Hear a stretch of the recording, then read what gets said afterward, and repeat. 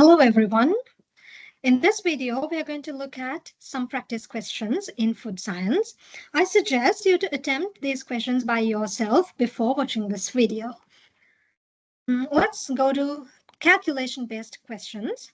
So the question says, a breakfast cereal contains 68 grams of carbohydrates per 100 grams. How much cereal should you consume to get exactly 50 grams of carbohydrates? I've drawn a picture for us to understand this question. So if we take 100 grams of this cereal, if a person consumes 100 grams of this cereal, they are going to get 68 grams of carbohydrate. Now the person wants to get not 68, but something less than that. They want to get only 50 grams of carbohydrate. How much cereal should they consume? So just by looking at this, it is clear that the quantity of cereal they should consume is something less than 100 grams. So the answer should be less than 100. So when we look at the answer options, we have answer D, which is giving us 125. So that is incorrect because just by looking at this, we can say that the quantity of cereal we should consume to get only 50 grams is something less than 100. So we will see step by step how we are going to work this out. The quantity of breakfast cereal to be eaten to get 68 grams of carbohydrates is 100 grams of breakfast cereal. This line comes straight away from the question. The question says 68 grams of carbohydrates per 100 grams. So the person wants to, if they want to get 68 grams of carbohydrates, they need to consume 100 grams of the breakfast cereal.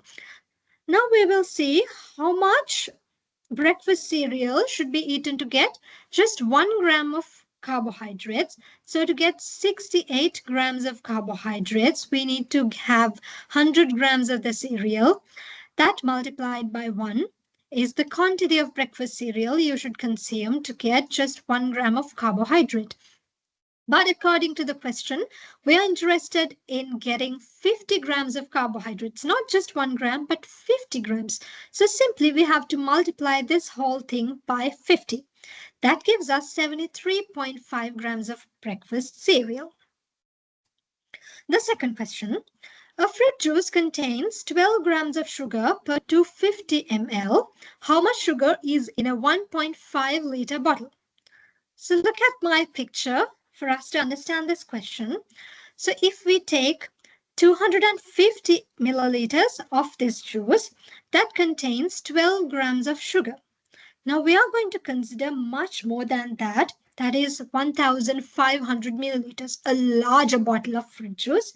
And how much sugar does it contain? Just by looking at this picture, we can say that the sugar content should be higher than 12 grams. And when we look at the answers, unfortunately, all the options are giving us values higher than 12 grams, so we cannot just remove any option. Now we have to go to the calculation. The sugar content per 250 ml of juice is 12 grams of sugar. That is coming directly from the question. Now I have included a middle step for us to easily understand the question. Sugar content per 1 ml of juice. So for 250 ml, we have 12 grams. So for 1, multiply this one by 1. So that gives us this many grams of sugar in just 1 ml of juice. Now we want to consider not just 1 ml or not 250. We have to consider a larger volume, that is 1,500 milliliters of the fruit juice. So how much sugar is in this volume? 250 ml of the juice contains 12 grams. And so that is the quantity in 1 milliliter of juice. And how much is in 1,500 milliliters? That is 72 grams of sugar. If you need, you can also do this in just one step like this. 250 ml juice contains 12 grams of sugar. And how much is in 1,500 ml of juice? So this ml of juice to ml of juice cancels off, and the answer is in grams of sugar. So that is 72. The next question. A butter contains 65 grams of fat per 100 gram. How much fat is in a 15 gram serving? Let us look at my picture. 100 grams of butter contains 65 grams of fat. Now we are going to consider a smaller serving of this butter, which is just 15 grams, and how much fat is in that. Definitely, the quantity of fat should be less than 65 because 65 is in 100-gram bigger piece. And when we consider a smaller portion of just 15 grams, the fat content has to be lower than 65.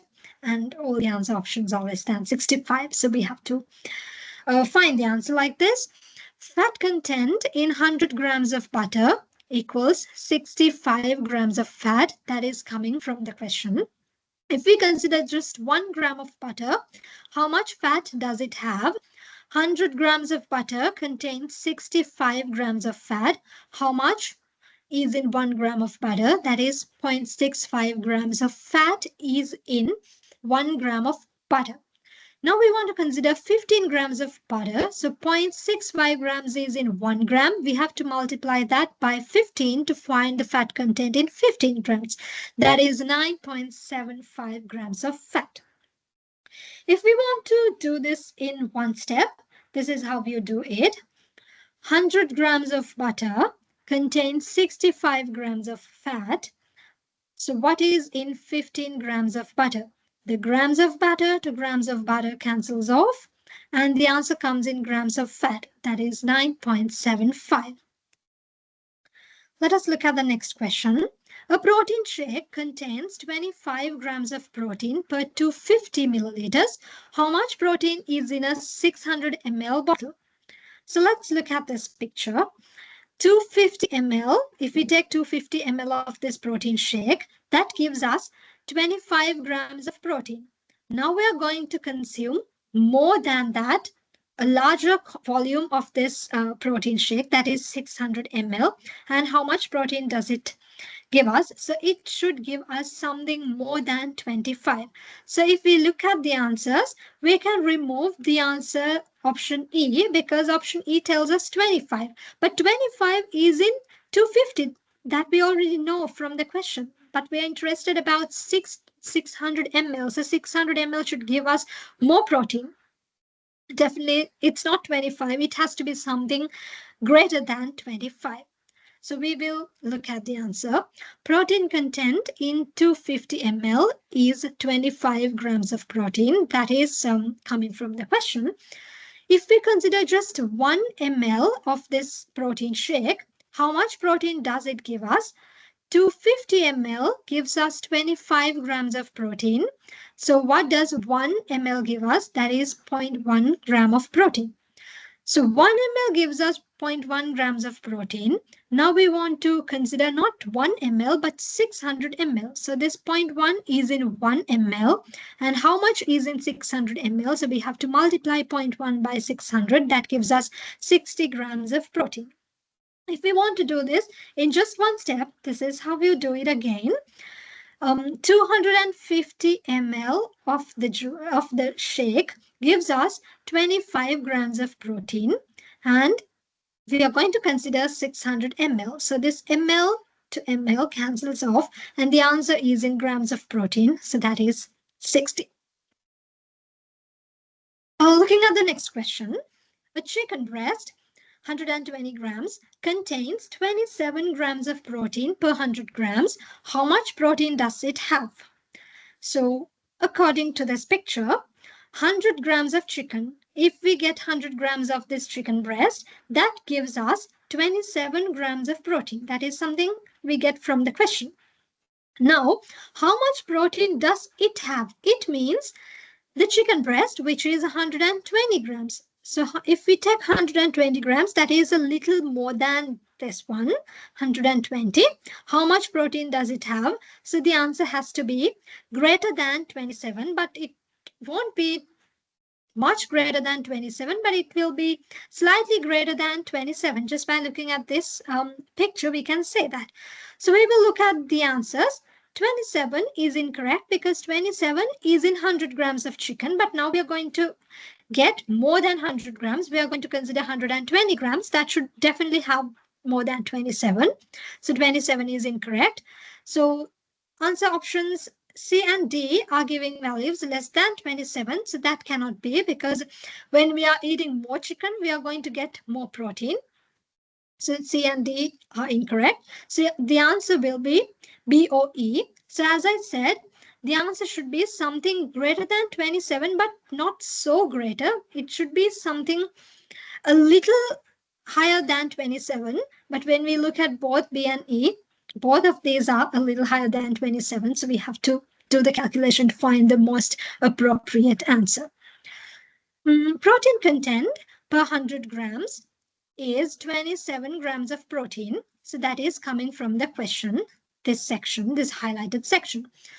So if I consider just 1 gram of this chicken breast, how much protein do I get? If I eat 100 grams of the chicken, I get 27 grams of protein. But now I'm going to eat just 1 gram of this chicken breast. So this one multiplied by 1, it's the same thing, 0.27 grams of protein. So if I eat just 1 gram of the chicken, I get 0.27 grams of protein. Now I'm going to eat 120 grams of the chicken. So 1 gram gives me 0.27 grams of protein. Now I'm going to take 120. So this one multiplied by 120 gives me 32.4 grams of protein. If you want to do this in just one step, this is how you do it. 100-gram portion gives you 27 grams of protein. How much does a 120-gram portion give you? That is 32.4 grams of protein. The next question. A processed cheese contains 2.5 grams of salt per 100 grams. Given that 100 grams of salt contains 0.4 grams of sodium, how much sodium is in a 50-gram serving? This looks a little complex, so I'm going to break this down into two sections. The first one, we are interested about cheese and salt. So I'm going to calculate among cheese and the salt. I'm going to forget about sodium first. All right. So it says salt per 100 grams of cheese. According to the question, a cheese contains 2.5 grams of salt in 100 grams. So this highlighted section, the first sentence. So I have derived this first statement in my answer straight away from the first sentence of the question. The first sentence of the question tells me 2.5 grams of salt per 100 grams of the cheese. So the salt per 100 grams of the cheese equals 2.5 grams of salt. So now they want me to consider a 50-gram serving of cheese. So they are asking about sodium, but now I have forgotten about the sodium. Now I'm just considering the salt. So in a 50-gram serving, how much salt do I get? If I get 100 grams, I'm going to get 2.5 grams of salt. Now I'm going to get just 50 grams. So that is, I'm just going to get half of it. So I'm going to get half the number of half the quantity of salt. That is, half of 2.5 is 1.25. That is one way of thinking, or else you can write it down like this and do the simplification. So 100 grams of cheese gives me 2.5 grams of salt. How much of salt can I get by consuming just 50 grams of cheese? So the grams of cheese to grams of cheese cancels off, and the answer is in grams of salt. So that gives me 1.25 grams of salt. So there are two ways to do that. One is just by thinking 100 grams of the cheese gives me 2.5 grams of salt. So if I eat half of that, that is 50 grams serving of cheese, I'm going to get half the quantity of salt. That is, half of 2.5 is 1.25. Or else you are going to write it like this and simplify to get this answer. Okay, now I know that this 50-gram serving of cheese is giving me 1.25 grams of salt. But the question is asking about sodium. How much sodium do I get with this 1.25 grams of salt? So the connection between salt and sodium, that is also given in the question. The question tells us 1 gram of salt contains 0.4 grams of sodium. So sodium content in 1 gram of salt is 0.5 grams of sodium. Now I have not just 1 gram of salt, I have now 1.25 grams of salt. So if 1 gram of salt gives me 0.5 grams of sodium, How much sodium can I get by having 1.25 grams of salt? So 1.25 grams of salt gives me 0.4 into 1.25, that is 0.5 grams of sodium. So it tells me that if I have a 50 gram serving, this 50 gram serving gives me 1.25 grams of salt, and this salt contains 0.5 grams of sodium. So that is the answer. Now we're going to look at some image-based questions. So here we have a question sentence and an image. The principle is almost the same, but the thing is this question sentence is lacking some data, and we have that data somewhere in this picture, and we have to know where to look at in this picture to pick the correct information to do the calculation. So the first question tells us how many kilojoules are provided by 40 grams of these almonds. These almonds means the almonds that are there in this label. How many kilojoules? Kilojoules means the energy are provided by 40 grams of these almonds. So let us have a look at the answer. There is some missing information in this question. This question sentence doesn't tell us anything about the kilojoule per serve or the serving size or anything like that. So if we did not have this picture here, we are not able to answer this question because some data is missing. But now we have this picture, so we should carefully pick the correct information from this picture for us to derive the answer. So this picture tells us the serving size is 20 grams. And one serve, that is 20 grams, contains 436 kilojoules of energy. So the question is asking us how many kilojoules are provided by 40 grams.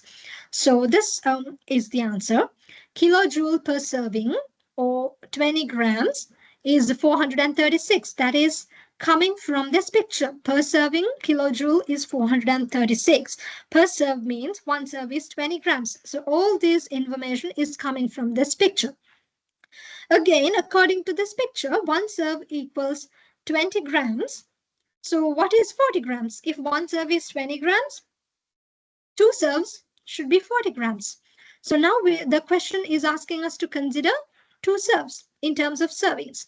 So per two serves, how much energy is there? In one serve, we get 436 kilojoules. In 40 grams, or in two serves, we get 872. That is 436 multiplied by 2. So that is the answer. The next question, how many liters of this product should be consumed to gain 40 grams of protein? So we have a label that is giving us information like the serving size and the per serve quantities of energy, protein, and everything. So we are specifically interested in the quantity of protein when it comes to this question. So let us look at the answer. Let us see what is missing in this question sentence. It says how many liters of this product should be consumed to gain 40 grams of protein. Okay, this product, this is up and go, but that's not an important information for us to solve the calculation. What is missing is protein content per serve and serving size. They should either tell us the protein content in one serve and also give us information about the serving size. How many milliliters is one serving? Or else they should tell us about the protein content per 100 ml of the product, which means if we look at this picture again, it should either give us per serve values or per 100 gram values. So in this question, they have given us the per serve values, not the per 100 gram values or per 100 ml values, but that's all right. Still with this one, we are able to find the answer. So we will see to gain 8.4 grams of protein. So according to this picture, this is where we are going to look at. We are going to look at this protein content per serve. If we try to understand what is there in this picture, per serve or one serve is 250 ml. This 250 ml is giving me 8.4 grams of protein. So if I drink one serve of this one or one pack or 250 ml, I'm going to get 8.4 grams of protein. All right. And now I need to get not just 8.4, I need to gain more protein. I need to gain 40 grams of protein only with this product. So how much should I consume? So if I want to gain just 8.4 grams of protein, I can have just one serve, which is 250 ml, and that's fine. But now I need to gain more protein, like almost 5 times of this one. So I need to consume almost 5 times of this product, like 5 times of 250 milliliters. So many packs I need to consume. So that is how you think. All right, going to the answer. To gain 8.4 grams of protein, I need to consume one serve or 250 ml.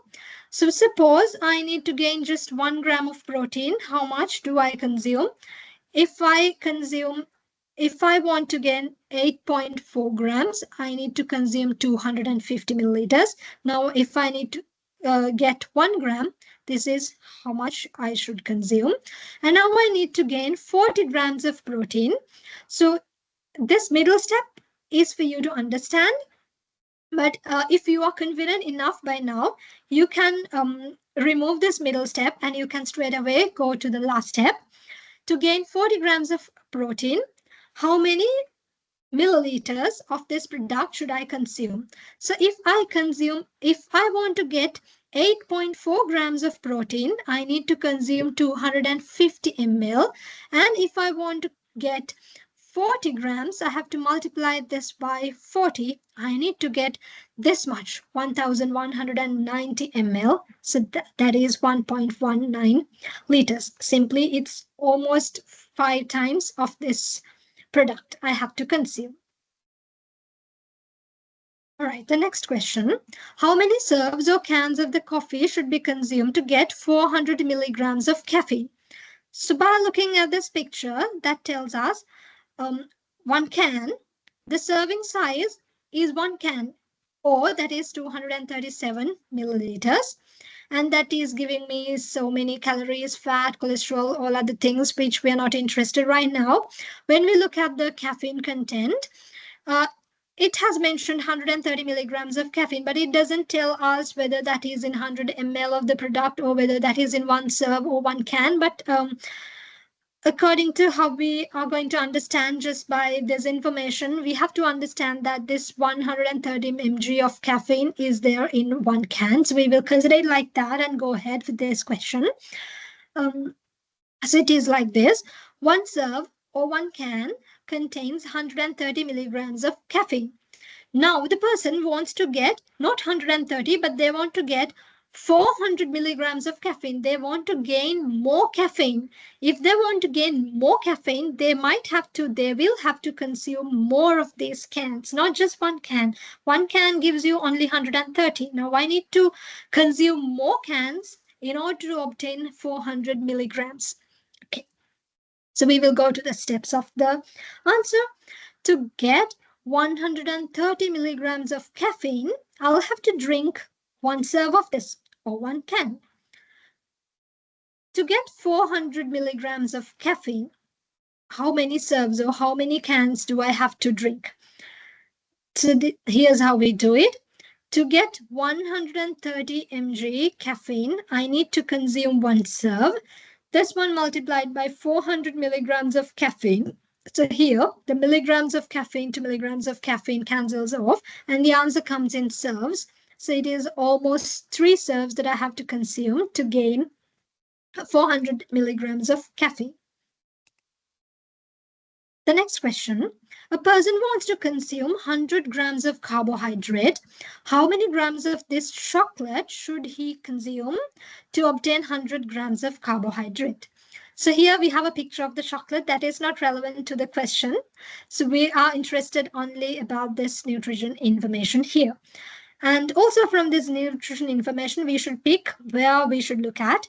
So we have to consider this section on carbohydrates. So this picture tells us that, all right, one serve gives us 27.8 grams of carbohydrate.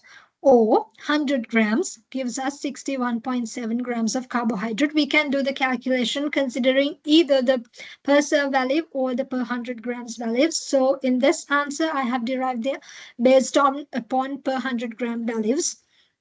Okay, so if we look at this one, 100 grams, if I consume 100 grams of this chocolate, I'm going to get 61.7 grams of carbohydrates. But the person wants to consume not 61 grams of carbohydrate, they want to get more carbohydrate. They want to get 100 grams of carbohydrates. So if they want to get just 61.7 or just 61 grams of carbohydrates, they have to consume 100 grams of this chocolate. But if they want to consume more carbohydrate, 100 grams of carbohydrate, they will obviously have to consume more than 100 grams of this product. So the question is asking how many grams of this chocolate should he consume to get 100 grams of carbohydrates? Definitely the answer should be more than 100. Okay, because if they want to get just 61.7 grams of carbohydrates, that is where that is 100 grams that they consume to get 61.7 grams of carbohydrate. But now they want to get more carbohydrate, means more chocolates.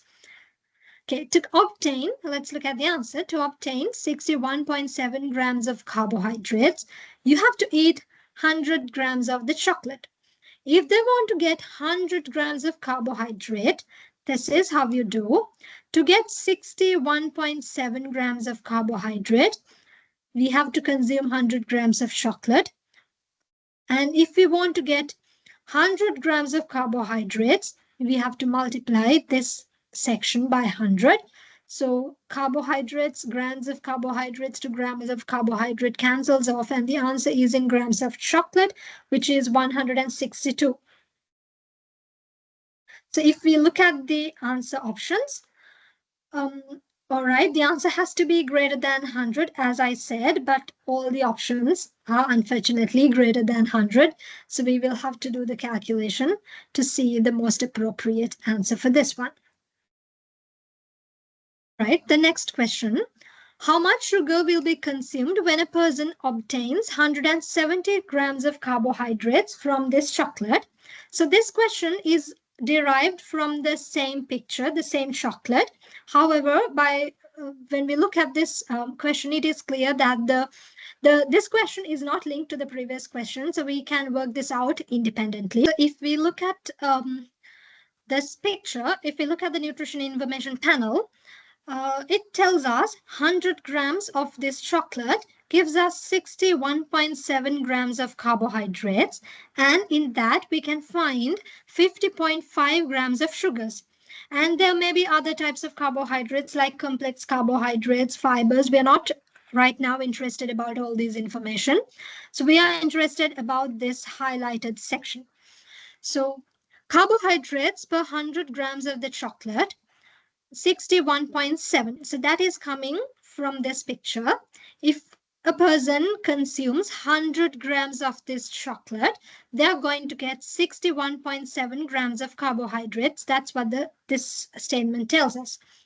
Then if the person consumes 100 grams of this chocolate, they are going to get 50.5 grams of sugars. At the meantime, with this 100 grams of chocolate, they are going to get 50.5 grams of sugars. So, which means if a person tries to get 61.7 grams of carbohydrates, they will eventually get 50.5 grams of sugar. Just by looking at this picture. If the person is eating 100 grams of this chocolate, they are going to get 61.7 grams of carbohydrates. When they try to get 61.7 grams of carbohydrates, they eventually end up getting 50.5 grams of sugars. All these things are coming from this picture.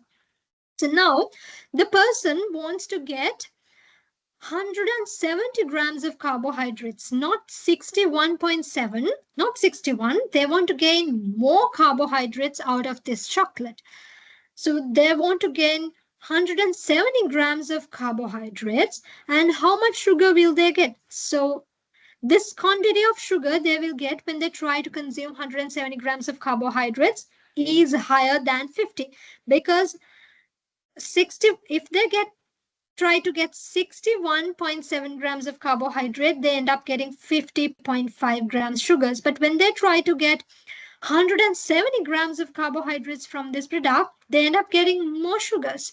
So this is how we do the calculation. So 61.7 grams of carbohydrates. When we try to get 61.7 grams of carbohydrates, we are getting 50.5 grams of sugars.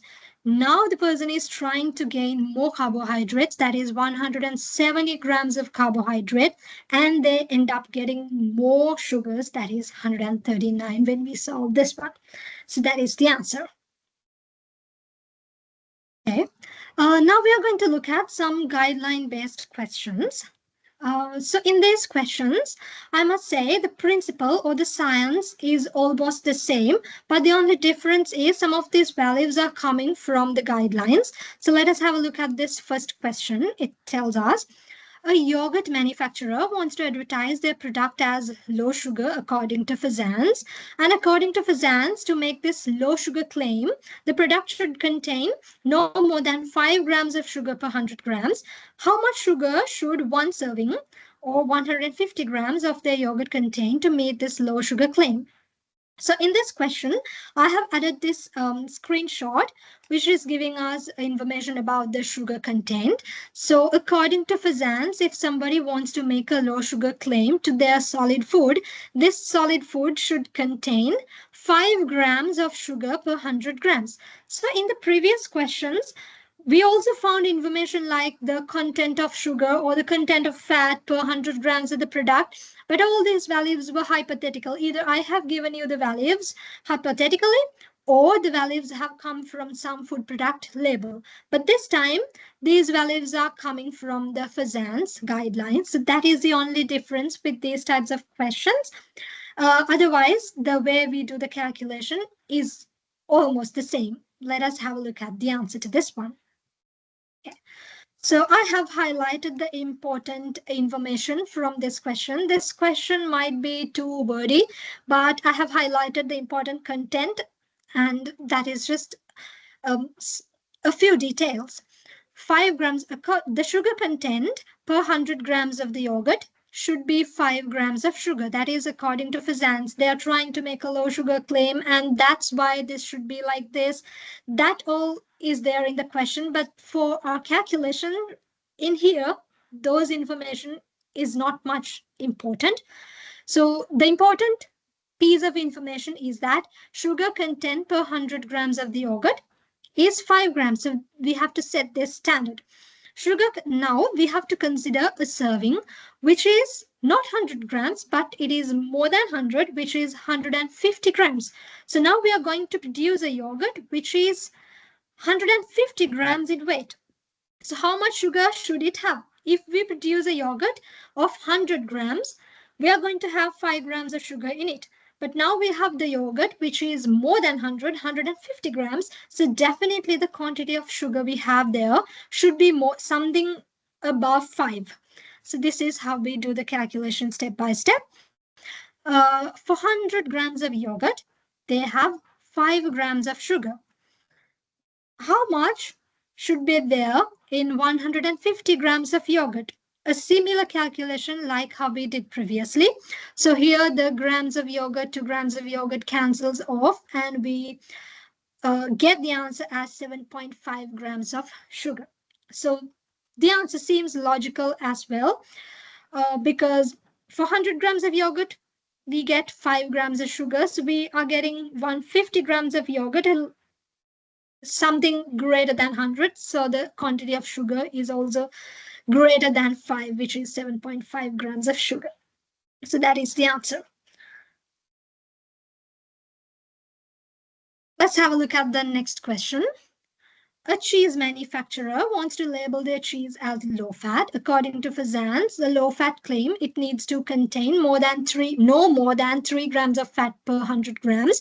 If a standard cheese serving is 30 grams, how much fat per serve is the maximum allowable to still qualify as low fat?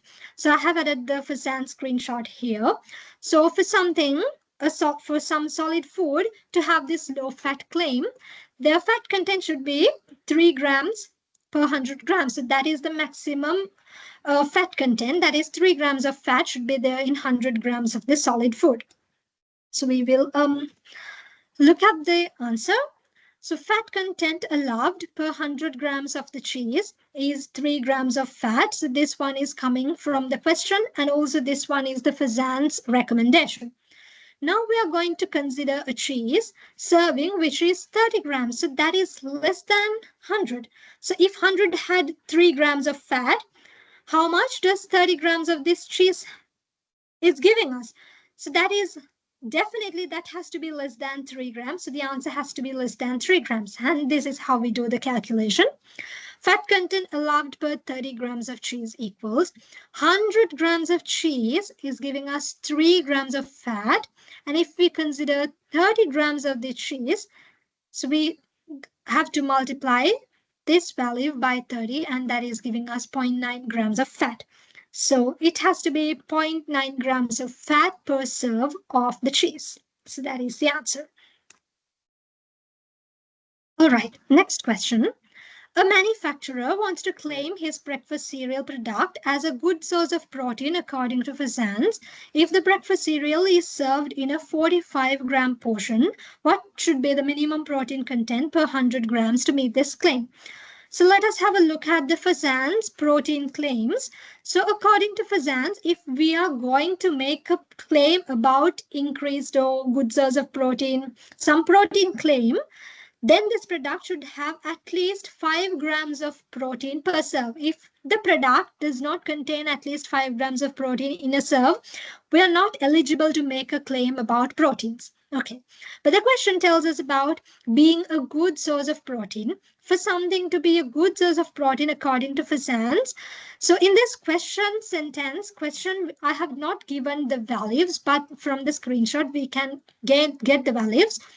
For this to be a good source, the food should contain at least 10 grams of protein per serve.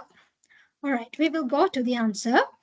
So for something to be a good source of protein, the expected protein content is 10 grams in a serve, 10 grams per serve.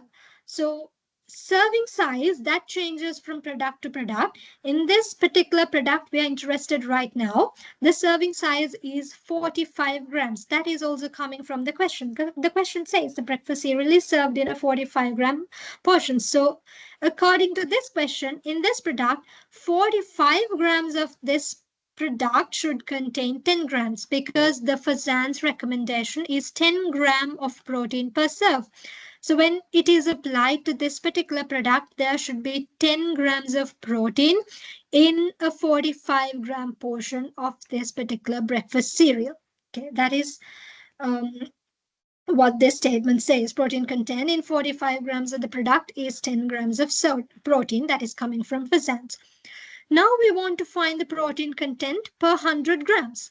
So if 45 grams of the product contains 10 grams of protein, how much is in 100 grams of the product? So this is the calculation. So we end up getting 22.2 grams of protein in 100 grams.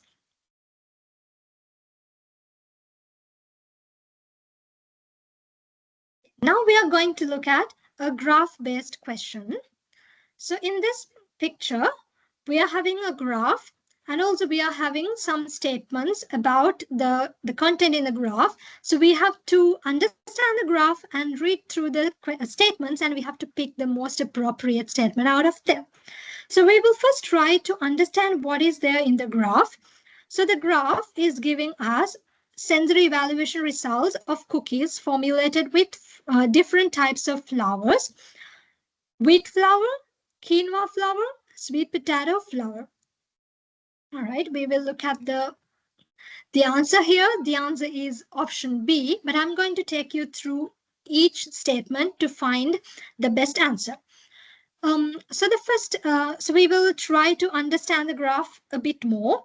So this blue line is showing us this cookie made out of 100% wheat flour, nothing else, just wheat flour in the blue line. The red one is a cookie made out of 80% of wheat flour, 10% of quinoa, and 10% sweet potato. The green one is having a cookie with 60% wheat flour, 20% quinoa, and 20% sweet potato. And the purple one is having 40% wheat flour, 30% quinoa, and 30% sweet potato. So when we go down from blue up until purple, the content of wheat flour has reduced and they have increased the content of quinoa and sweet potato. All right, let's have a look at these statements one by one. Statement A tells us increasing the proportion of quinoa and sweet potato flour improves the texture rating of cookies.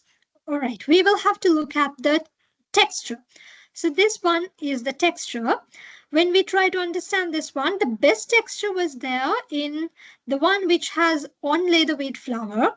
And when they have tried to increase the content of quinoa and sweet potato, that is going from red to green to purple, because when we go from red to green to purple, the content of wheat flour reduced and the content of quinoa and sweet potato increased. So when we go from towards red to purple, the texture rating decreased. But this sentence says increasing the proportion of quinoa and sweet potato improves the texture. So going down from red to purple, the texture has not increased, but the texture rating has decreased. Therefore, this sentence is incorrect. Let us look at option C. Cookies with the highest quinoa and sweet potato content were rated as best for flavor. So let's just look at the flavor. The best flavor was there in 100% wheat flour. And when they have tried to increase the quinoa and sweet potato, the flavor rating has gone down. So this statement is incorrect. The statement says when they try to increase quinoa and sweet potato, the flavor was best. But no, it's the other way around. The flavor has decreased. This option C is incorrect. So looking at option D, cookies with 60% wheat flour, 20 quinoa, 20 sweet potato blend receive the highest appearance score. All right, 60, 20, 20. Which one is 60, 20, 20? That is green. According to this statement, green should have the highest appearance score. We will look at the appearance, but the highest appearance is for the red one, not the green one. Green one's having just 7, but the red one's having something close to 7.8. So this statement is again incorrect. Going to option E. Color ratings improved with higher quinoa and sweet potato content. So let us look at color ratings. It's this one. And it says higher quinoa and higher sweet potato.